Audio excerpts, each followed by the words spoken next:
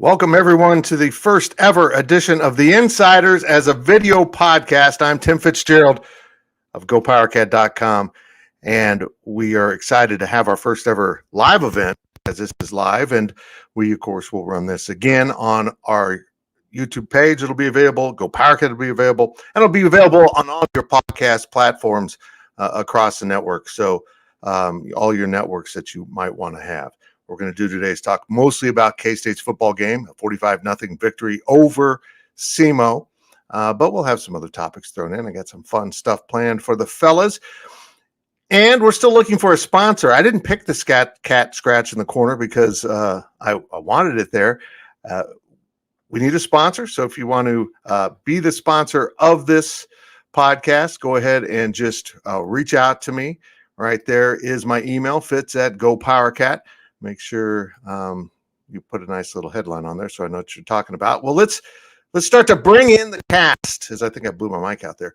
Bring in the cast and see what they've got to say. This guy has been with me on post-game shows, pre-game shows, and many other shows for a very long time. He's the former Kansas State offensive lineman and the guy that started playing basketball at Xavier in college. He was a basketball player, Mr. Brien Hanley. Brien, thank you for joining us. No problem. Thank you for having me. Next up in the starting lineup is Mr. Tim Everson, the sports editor of the Manhattan Mercury, the only man I know that Bill Snyder has stopped a press conference to say, "Oh my gosh, your voice." Hello. Was that during your freshman year? Yeah, it was my very first press conference. So that Coach was Snyder. not terrifying at all. No, that was awesome. It was awesome. And the guy with the fan that is going to run in the background of our show. My gosh, Glenn Kinsley, the guy that drives us to the buffet. That's right. How you doing, skinny guy? I'm doing well. Thanks for having me on. I'm excited to talk cats with you guys. Well, let's get going now. We're 2 minutes in and haven't said a damn thing. Okay, let's just start with Brien. Your overall thoughts on that victory by Kansas State over Southeast Missouri from now on, referenced as SEMO. I mean, I thought it was a typical first game against an opponent that we are much, much better than. K-State came out and dominated from the beginning. I know there was the interception. That was more of a fluke play that happened, but K-State came out, did exactly what they wanted to do when they wanted to do it on both sides of the football. SEMO can throw the football a little bit, and they did. But for the most part, again, it was just a dominating performance. A lot of guys got in, which is what you wanted to see. I just thought Kansas State came out, did the things that they wanted to do on both sides of the ball. Mr. Kinsley, did this go as planned for Chris Kleiman and company? Any hiccups along the way? No, I think it was good. It's what you expect, but it doesn't always go how you expect it to go. We saw that with a couple other Big 12 teams, right, that got upset. And so you expected K-State to handle SEMO without much issues, but that's not always how it works. And K-State even lost a non-con game a couple years ago to, I think it was Arkansas State. Yep. So you got to take care of business in these ones, even though it is expected. But so I think I was impressed by the defense. I knew they were going to be good, but if possible, they were better than expected. Mr. Everson, your thoughts as Kansas State comes out of that game, and they came out healthy, didn't they? Yeah, completely healthy. The only two people that we really didn't get to see were Keegan Johnson and Marquise Siegel, and we should be seeing them relatively soon. But I mean, really, all things being equal, they probably couldn't have come out of that better. And I don't know if I've felt more confident after like an FCS win. I mean, it was just so dominant on both sides of the ball. A team that I certainly pumped up, being number 11 in the country at that level, to dominate them like that was impressive to me. Let's stick with you, Tim. Any alarm bells? Anything that you're concerned about coming out of that game? It's tough. Until I see, I don't even think the media has even gotten to meet Marquise Siegel yet. Nope. Until I get to see him, Kleiman and company has had an unfortunate kind of history of having some transfers that we get excited about and that make their way onto the depth chart, and then we never get to see on the field. I don't think that'll be the case with Marquise Siegel. just because they continue to say great things about him. But that's really the only thing that I'm like, Yeah, I agree. But aside from that, I mean, it seems like all systems go. Yeah, Marquise Siegel was suspended for the game, according to Chris Kleiman. Keegan Johnson was simply injured, nicked up, as coaches like to say. I've never actually been nicked up. It must be painful if you can't play. A guy that's been nicked up a few times, Brien Hanley, I want you to give me your assessment of the offensive line because it returns so much talent. It's so skilled, but yet they had some issues at right tackle because of the injury to Christian Duffy. And they kind of shuffled guys around out there. Carver Willis had his moments. You mentioned the interception. That was kind of hanging on him for not protecting his quarterback. But give me your overall thoughts on this offensive line. I mean, overall, I think we know that the offensive line is going to be very good as long as everybody's healthy. But they also have backups, and it was good that they kind of shuffled some guys around in the game because it's like we always say, I mean, you're only as good as the next guy that plays behind you. That's how college football, that's how football works in general. And K-State was able to get some guys some playing time in other positions and move guys around because, look, on the offensive line, it's about getting your best five out there regardless. Now, obviously, you have your starters in their position, but if one guy goes down and you got to put another guy in and maybe he's better at left guard, well, maybe you got to move your All-American out to right tackle or somewhere else. So it's good that K-State was able to do that. I think the overall line, like I said, there was a couple hiccups.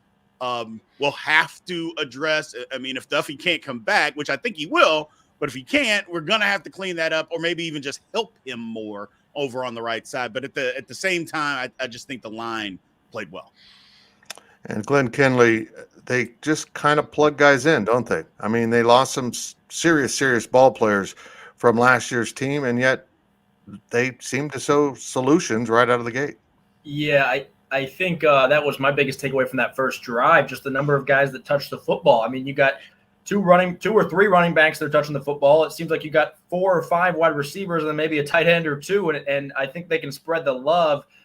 You loved having a guy like Deuce Vaughn back there that you wanted to give the ball to, 7 out of 10 snaps.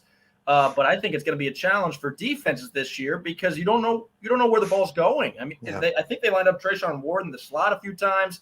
You don't know if they're running it, and if they're running it, who are they running it with? They ran the jet sweep a handful of times. They like to do that last year, and I think they'll probably do it more once they get Keegan Johnson back. But I think that every coach says they're going to be dynamic, right? We hear that preseason from everybody. Oh, we got so many playmakers. We're going to have to find ways to get everybody the ball. And then they went out and do it, and you're like, oh, maybe that wasn't coach speak. Maybe they have a lot of good players. So I think we might see – I'd be interested to see how many maybe receivers, and when I say receivers, I mean Ben Sinnott as well, and I do mean the running backs out of the backfield. How many guys have 100-plus receiving yards for K-State in a game this season? I think it could be 5 or 6 guys because it might be R.J. Garcia one week, Keegan Johnson the next week, Phillip Brooks the next week, Ben Sinnott the next week. You have so many playmakers, and that's going to make them tough to shut down because it's not just stop Deuce Vaughn. Well, let's start some highlights here. My apologies to all of you listening on podcasts. This is video running behind us right now, so you're not going to be able to see it naturally. But let's take a look at some of Will Howard's work on Saturday.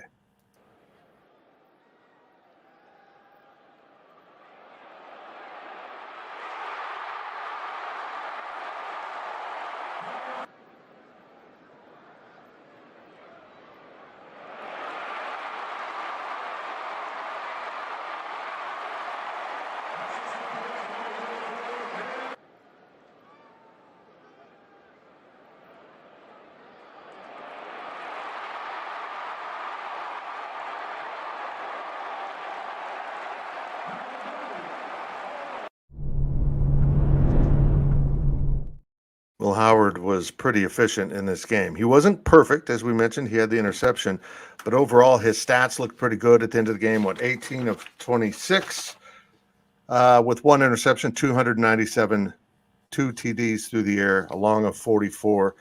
Brien Hanley, give me your evaluation of Will in game 1. Played great. I think what a lot of K-State fans and just fans around the country wanted to see the completion percentage go up. I think that was kind of one of the knocks that people had on him from last year. Although he played well, and won a lot of football games, did a lot of things well. I think the one thing that people pointed to a little bit was, the completion percentage. Well, I mean, it was extremely high on Saturday. The competition obviously will get tougher, but he did the things that you wanted to see him do. He spread the ball around, got the ball out of his hands quickly. Even on the interception, I mean, the guy's right at his knee/gut. I mean, I don't care who you are. It's tough to make a pass like that. So I just thought he played well. For the first game, I thought he played extremely well. Mr. Everson, your thoughts? Yeah, I mean, efficient, bounced back, had his first play from scrimmage went for negative yards, but after that was 6 for 6 on that drive, got the touchdown to Jaden Jackson. He was in command, and for, really what he played 2.5 quarters, maybe 2 2/3 quarters. Probably could have had a 350, 400-yard day if he had to play the full game. I mean, he's picking up where he left off, which I think is good news for K-State fans. News guy, remember 27 News. I don't know if we could ask much more from him. He could have done better, but this was pretty darn good.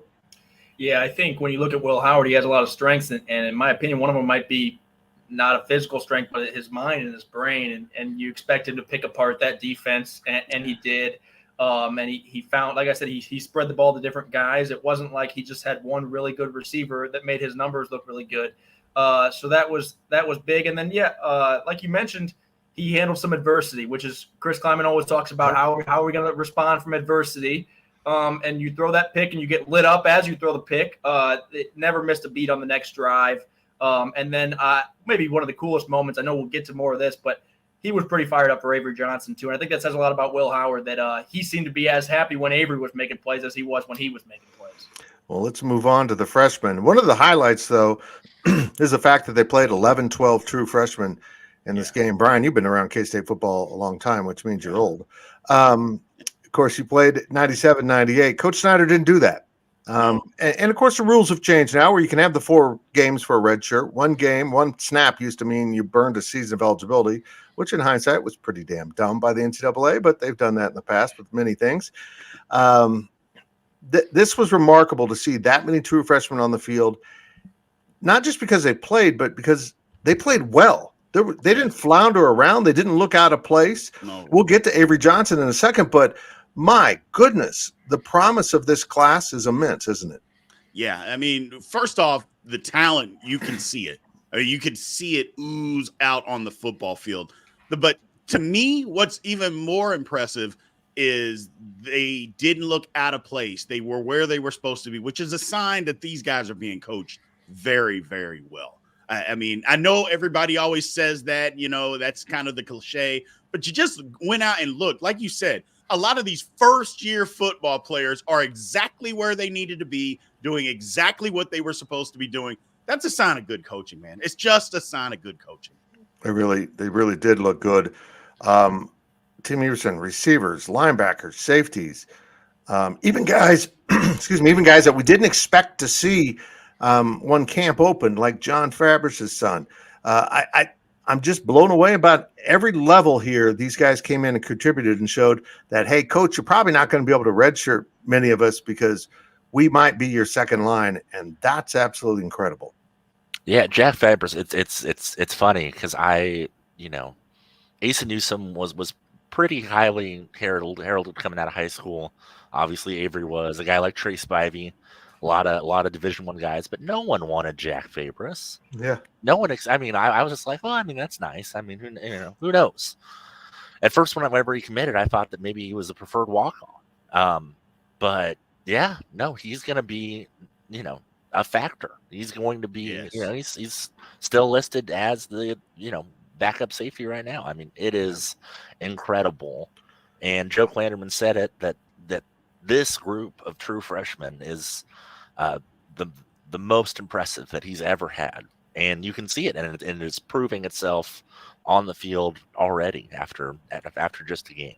There was a highlight from Jack Fabrice of coming downhill from a safety spot. He wasn't close to the line of scrimmage, but he tackled the guy in the back of the line of scrimmage in the backfield.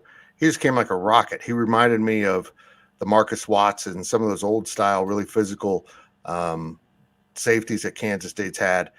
It was impressive. It really was. Glenn, did this set up this program with the appearance of, hey, this isn't only a good team this year, but watch out, K-State's on the scene?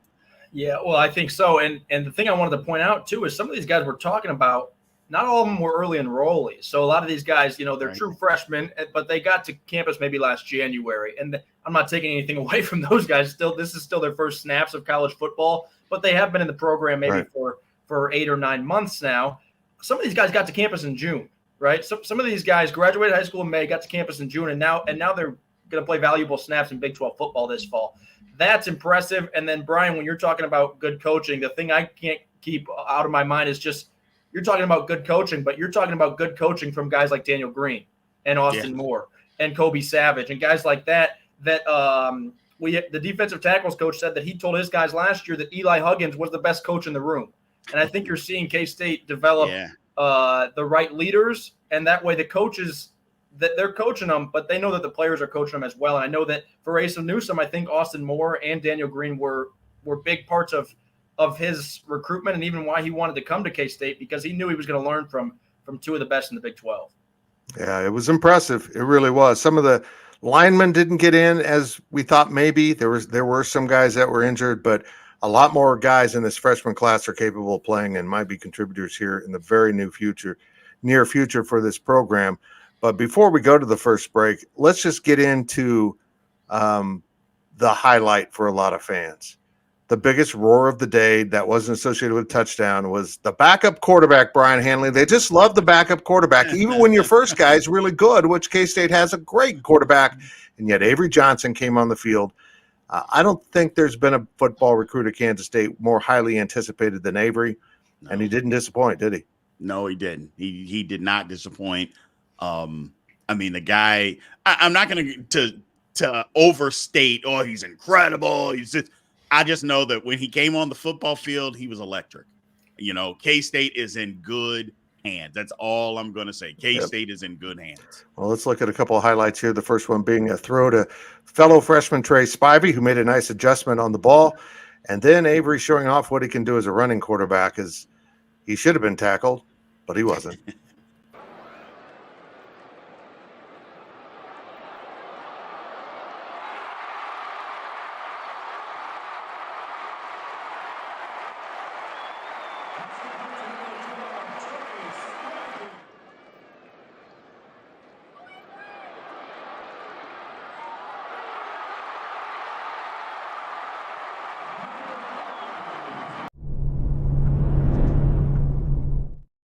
Two highlights. I'm sorry, guys. A freshman quarterback, a true freshman coming onto the field like that and just picking it up and going.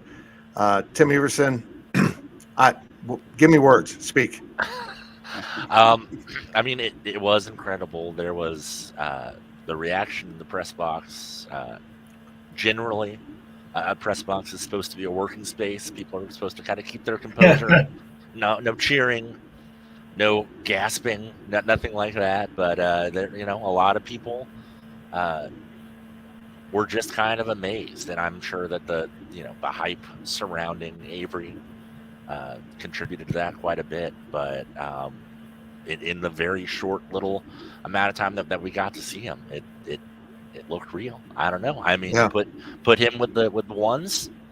Who knows what he can do? Glenn, too good, too early. He upheld his hype, but now has he got a room to fall here if he makes some mistakes? Oh, Glenn just froze up on us. There we go. Sorry, I didn't mean to interrupt you there. I think my computer froze up. Yep. But it's he made a few of those plays where you look at the person next to you and you don't say anything. But there's words being said without actually speaking. Specifically that one where he stepped out of bounds, but would have got in and kind of spun off the defender. I guess the question that I have, and I'm interested to hear the thoughts from y'all, is just, does K-State need to find a way to get him involved in the offense this year? I think everyone's saying, oh, the quarterback room is in great hands in the future. And I'm not by any means saying that Will Howard is not the starting quarterback. Don't take that the wrong way. But do they get him out there for 10 snaps a game or find a way to do something with Avery Johnson? because I know it was an FCS opponent. I know it was FCS backups in the second half probably, but dang, he looked really good. Brien, your thoughts on that? Can they afford to redshirt him, or do they need to keep him around, not just as a backup quarterback? And let's keep in mind they still have Jake Rubley on the team who didn't play, but I think it was just a function of needing to see Avery out there. Do you try to just play him 4 games and redshirt him, or you just find a role for him and say, screw it, we're going to use you, and we'll worry about a redshirt later if it pops up, just like Will Howard has gone through? I mean, Will Howard has been trying to redshirt, never got it done. Does the young freshman from Mays fall into that category now? I don't think so. Here's the reason I believe is because if he's as good as what we think and what a lot of people, not just us, a lot of people think, he's not going to be here 4 years anyway. Right. So I'm from a school of thought where I'm an old Louisville fan. Howard Snellenberger used to play his backup quarterback. If they were young, he got them in a series every single game, even if they were a true freshman. He believed if you're the next guy, you got to get out there. So I'm under that. Even if it's just one series, you got to get them out there. You just got to get them some real playing time. And like I said, worry about the red shirt later, because if he's as good as what we all believe that he can be, he's not staying at Kansas State for 4 years. So get him on the field. You don't want to take and get people out of rhythm, because that can happen. But one series a game, I think it's warranted. Okay, Everson, he wants one series a game, get him into the groove. What do you think about using him as a second quarterback on the field? The Wildcat and Howard splits out, or he splits out, because he is supposedly the 3rd fastest guy on the team, which is absolutely remarkable in itself. But do you carve out a specific role for him in the offense? I think it's hard not to, just because of how special he is athletically. You can't. I don't think you can keep it bottled up for a year. I just think that it's and with as volatile as the quarterback position has been, injury-wise, Colin Klein said it himself. That is just like, we're not making plans with that anymore, because we've been burned too many times. And you got to get him out there, I think. And it was interesting earlier in the week, Glenn. Chris Kleiman said his whole attitude about redshirting has changed, and I think that's a function of younger athletes coming in more physically prepared. It honestly, as an old fart, I think the whole generation below this is wildly, mature for how they approach things and have a better global understanding. I mean, when I was a kid, you just kind of lived in your own realm. Now you can see how to conduct yourself and do things if you want to be an athlete at the top of your game. And a lot of these guys have come in physically and mentally ready. I'm not sure you can promise a red shirt to anyone, like Chris Kleiman said. You just got to go into the season and see what happens. Yeah, it's a good problem to have, right? Good guys that make it difficult, and guys that you say, I don't know if I can keep this guy off the field for 12 whole games. And I think that's a testament to their recruiting and probably the way that they develop guys in a hurry too. And then on top of that, I think I would say it comes down to, Brien, you mentioned the coaching and that they can get those guys ready that quickly. And I think typically in a recruiting class, you might have, I don't know the numbers for sure, maybe half the guys you're like, this guy's going to redshirt for sure. And then the other half, you say maybe a few of these guys in this other half could play significant snaps for us. And with K-State, I think they're all in that second half. Yeah, it's impressive. It'll be fun to watch. Well, we got a lot more to go on the Insiders. We're kind of at the halfway mark. I'm going to park a quick break right here for you watching live or on video. There may not be anything here, but for all of you on audio, enjoy these ads.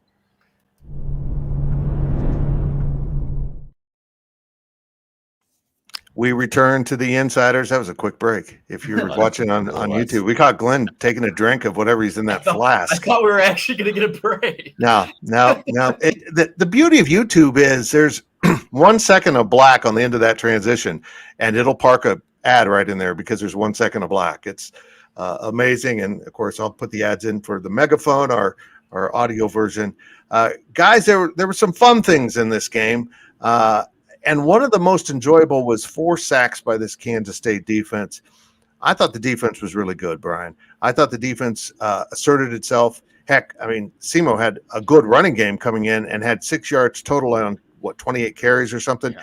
And they were in negative yardage until the final possession.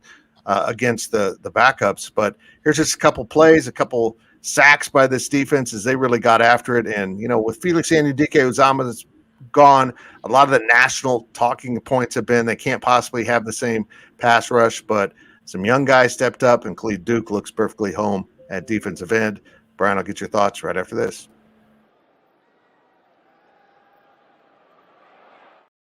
That was not it. There we go. Here we go.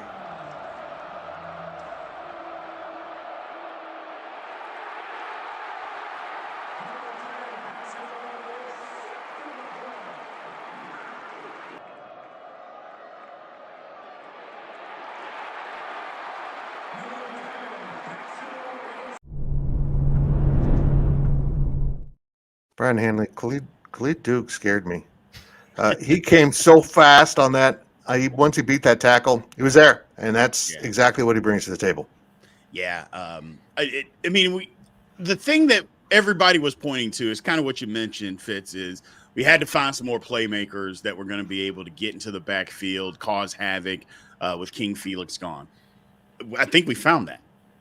Khalid Duke was just, I know we mentioned it before or on a previous podcast. He was out of position last year. He's just playing out of position. And now he is back to playing defensive end. This is his position.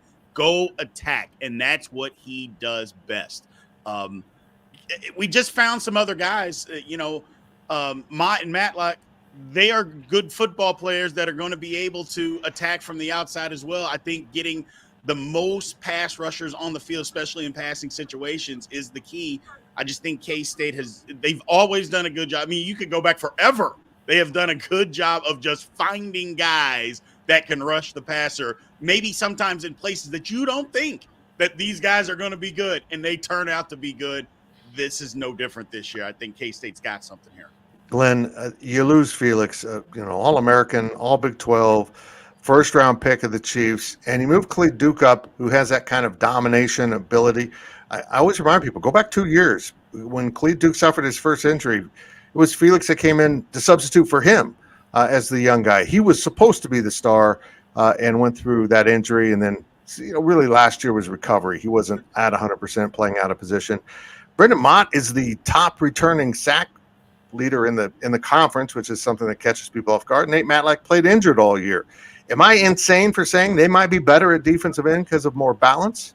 Well, I'm going to sound like I'm repeating myself here because I said this. I think I said the same exact thing with the offense. I talked about how they had Deuce, and this year they're so dynamic and they have so many guys who can catch passes and run the ball. I think it's the same thing on the defense. Last year it was Felix.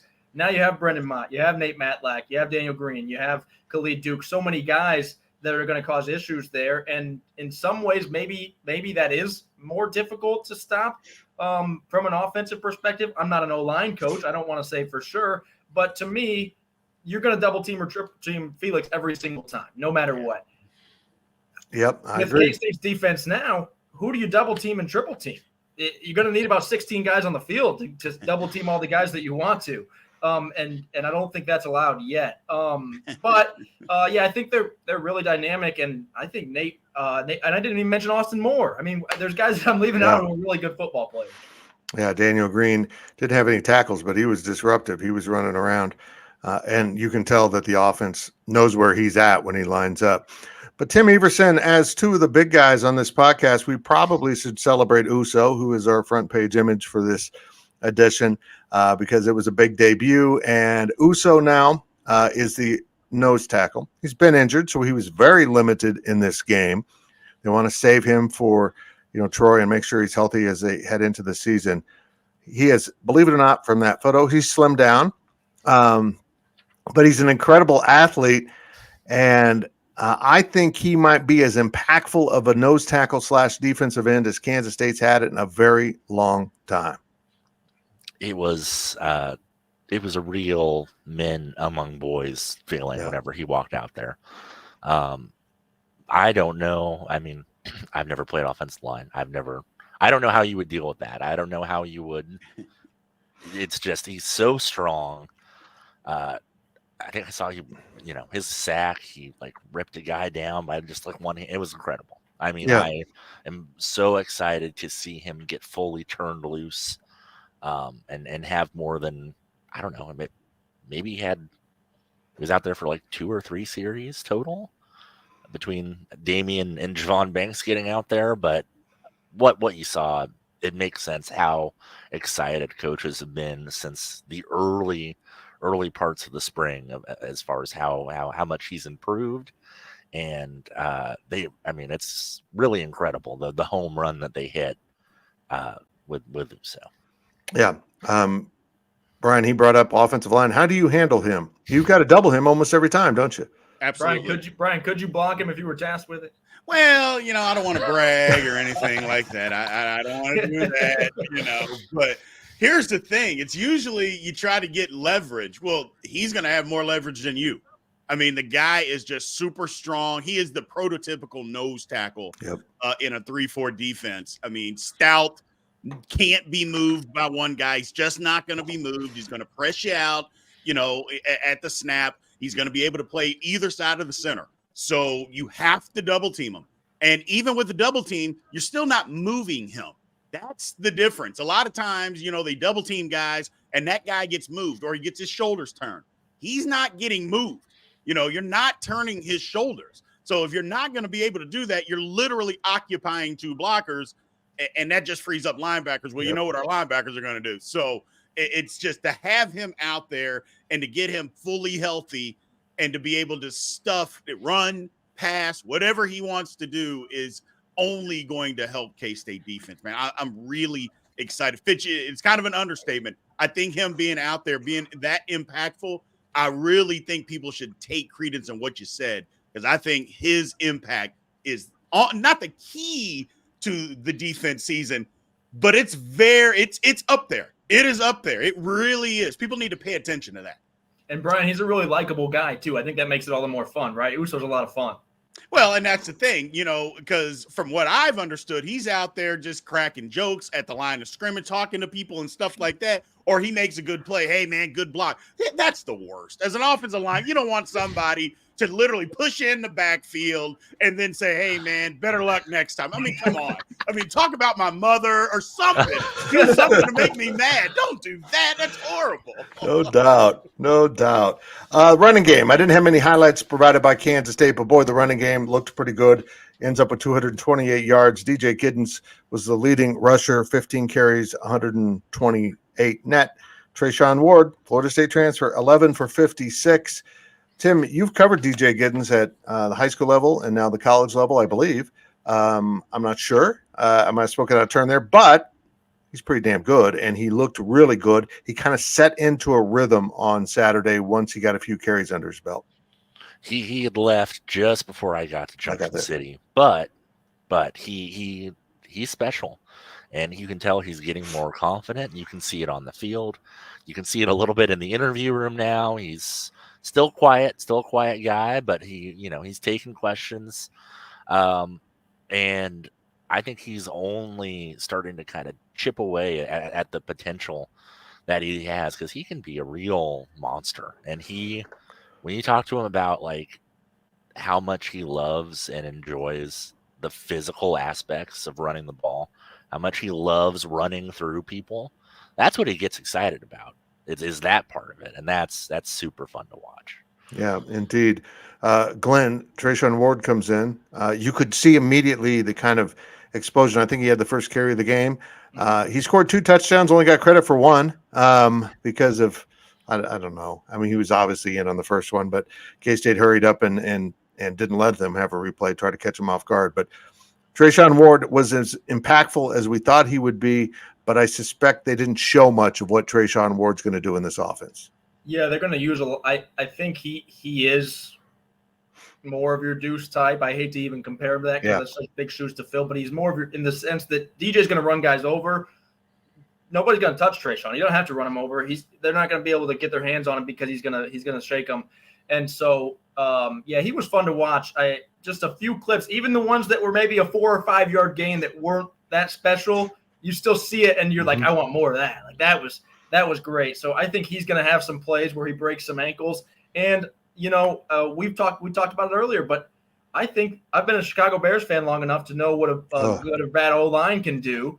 And so I think that a good O-line with K-State is going to make everyone look good. I think that, I think I could get out there and I could run I think I could average 2 or 3 yards a carry with that O-line because nobody's going to touch me for a couple yards. Well, we better shut the show down for good now. Brien, Trayshawn has that electric vibe to him.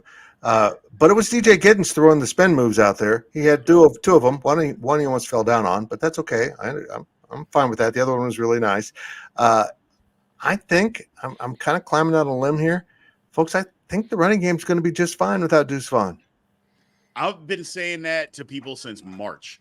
Don't worry about the running game. Deuce was outstanding. I'm not saying any of these guys are as good as him, but collectively, that doesn't mean they can't be close to as good as him. I'm just telling people, first of all, Giddens is a raw running back. He was a raw running back, just straight ahead, ran upright, didn't really know how to be in the position or run or play the position last year, and was very effective. You can see the difference this year in his running style. He has learned how to be a running back, and he's only going to get better. This is just the first game. He's only going to get better. And look, Trayshawn Ward, we saw last night, Florida State's got some pretty good running backs. Trayshawn Ward was the starter before he got hurt. So that's all I'm going to tell. I've been telling people that from the very beginning. I'm like, this guy is a good football player. So the running game for K-State, look, I'm an offensive lineman. I don't care how good you are, unless you're Walter Payton. Sorry about that, Glenn. But unless you're Walter Payton, you're not running that good behind a bad offensive line. So obviously the offensive line helps, but K-State has some talented running backs. Yep. And Anthony Frias came in, did some nice blocking, had a run. They have said he's much improved and might be able to offer them some depth, and certainly kind of fills a fullback role if they really need one, because he's a strong, stout kid. I think the running game is going to be just fine.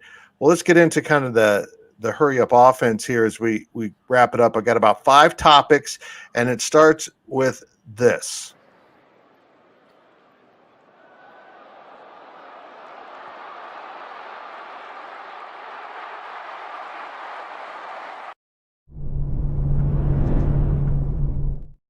That was a rushing touchdown. I'm sorry to burst anyone's bubble, but if you go back and look at that, it did travel backwards. It appears, I need to see it down the line, but it looks like Trayshawn throws the ball from a yard line and Will catches it behind whatever the 10-yard line, whatever it was.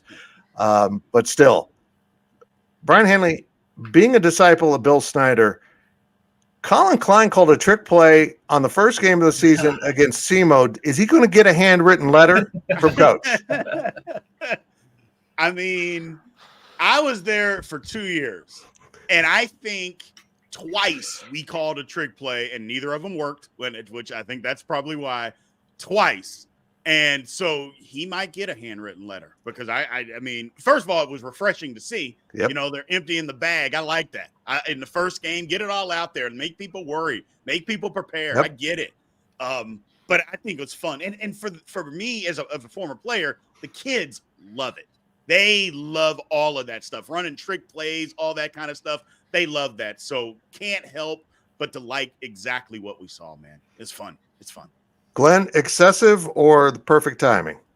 I thought it was great. My first reaction, somebody else asked me about it, was oh, they used this in game 1. They used this against SEMO, right? Like, why didn't they save it?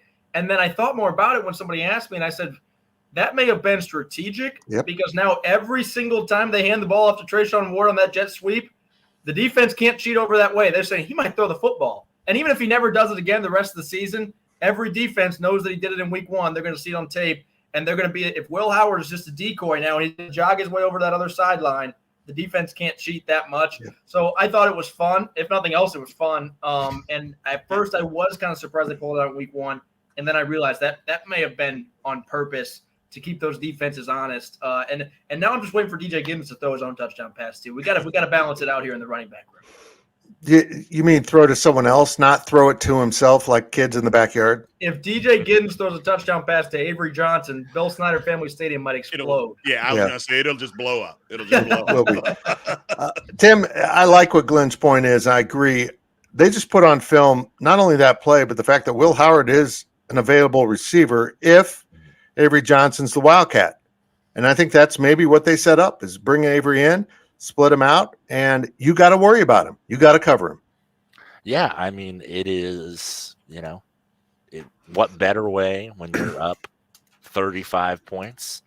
You got really nothing to lose. Why not? Why not throw in some little wrinkles, stuff for Troy to worry about, stuff for Missouri to worry about, etc. I don't know what really stood out to me is that it just seems like it's part of the offense. Like whenever you asked players about it after the fact, they were like, well, they were over pursuing, and Colin had seen that, and so that's why we called it, because we knew that it would work. And it just seems like it's not. I mean, it's a trick play, but it's not really out of the ordinary for them. It's a play that they practice just as any other, and that to me is cool. It was really fun. It was refreshing, and I think the kids enjoyed it. The players enjoyed it. The crowd enjoyed it. I think it was just kind of a nice salute to how well the Cats were playing. Some other quick topics here. Of course, Colorado goes to TCU and wins. Impressive. TCU, we knew they'd have some adjustment, but boy, that stunk. But Brien Hanley did coach prime and his weapons, and oh my gosh, Travis Hunter, his son at quarterback, Dylan Edwards, the Wichita native, with 4 touchdowns. Yeah. So glad for Dylan. He found the right place for him. I know he was committed to K-State, and K-State wanted him. Then he went to Notre Dame. He's at the right place. That worked well. Your thoughts on not only Colorado winning, but TCU losing their first game of the new season after playing for a national championship? Well, I'll start in reverse. First off, TCU's not the same team. No. Everybody kept saying, well, they're the runner-up, the national championship game last year. And I'm like, do you know how many guys are playing in the NFL that were on that roster last year? It is not the same football team. I go, so that's number one. Number two, Colorado is good.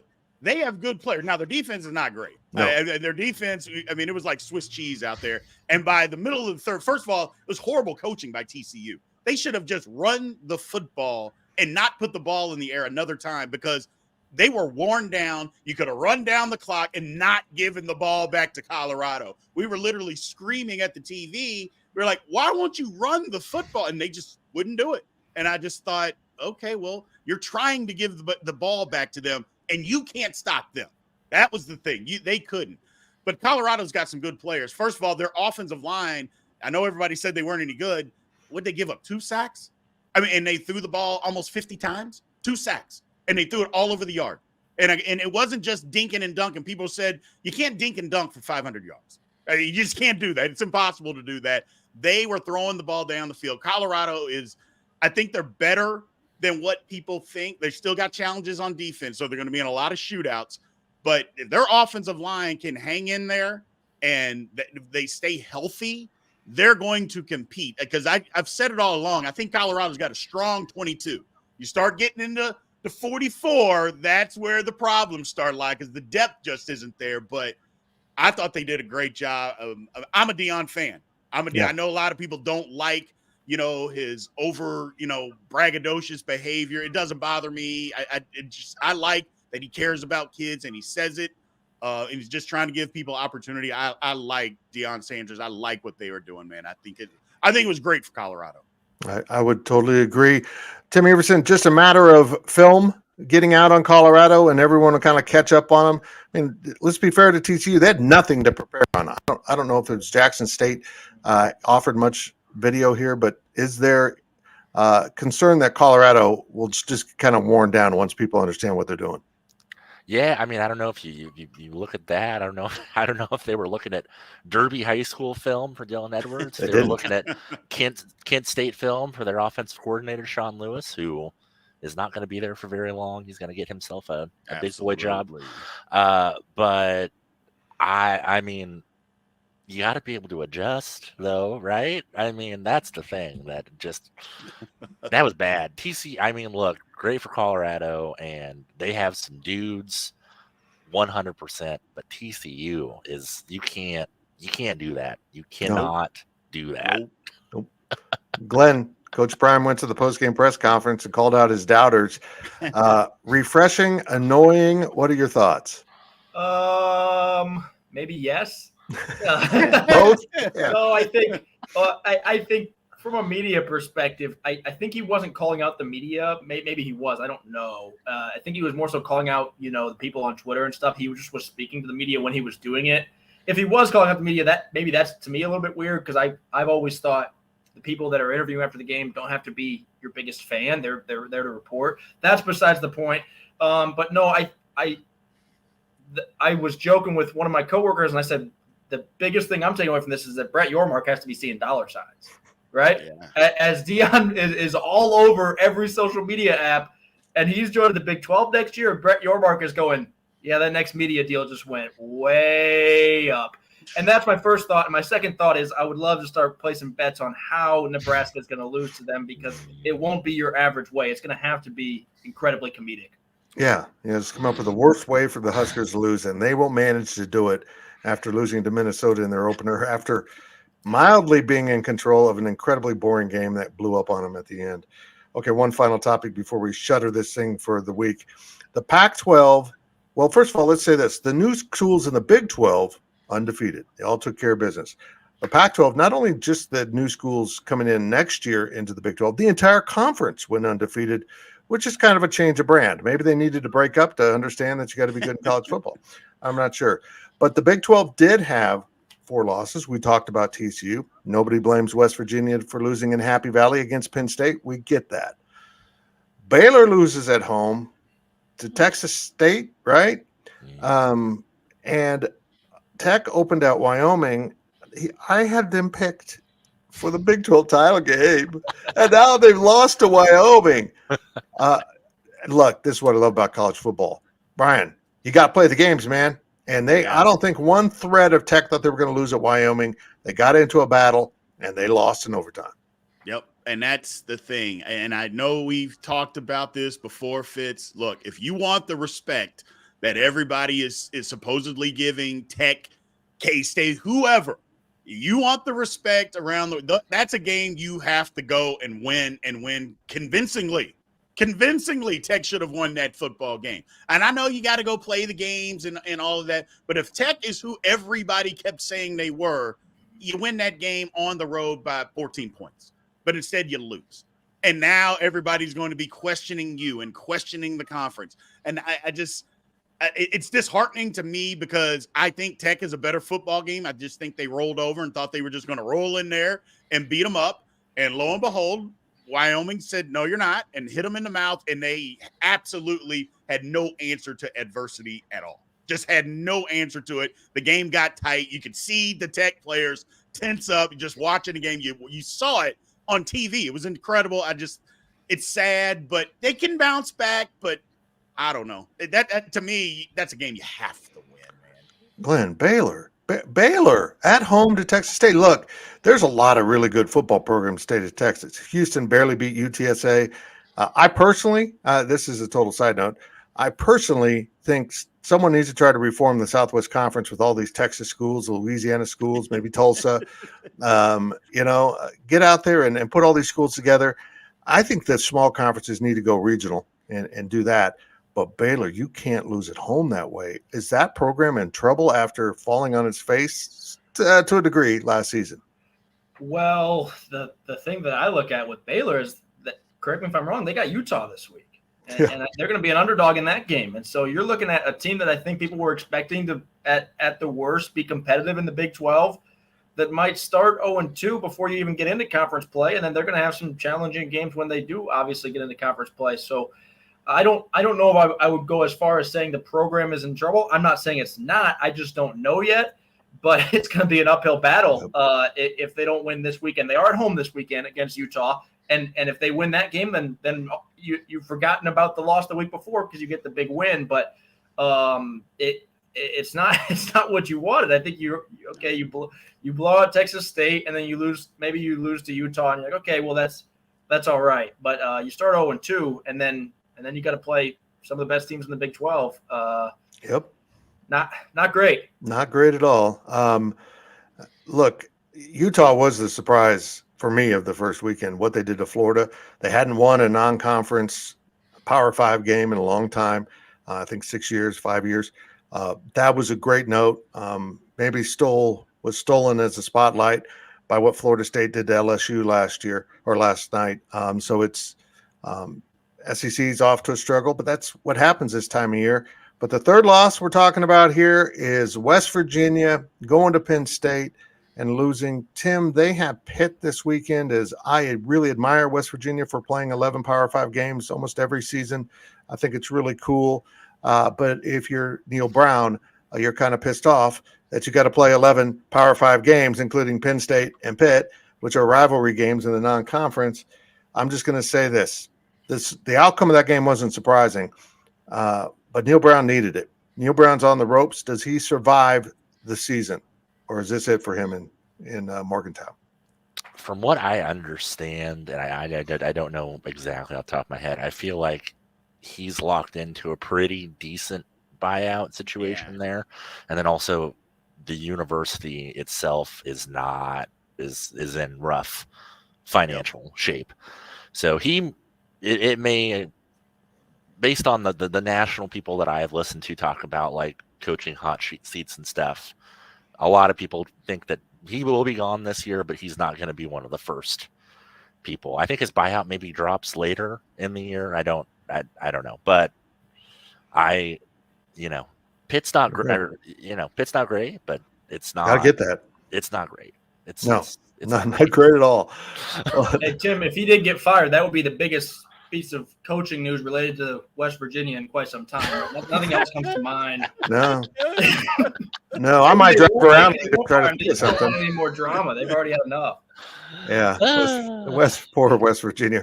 I didn't mean to end this podcast on bagging on West Virginia, but there we are. That's how we're going to do it. We appreciate you tuning in for the first ever live YouTube version of The Insiders. These guys have no buyout, but they're not getting fired.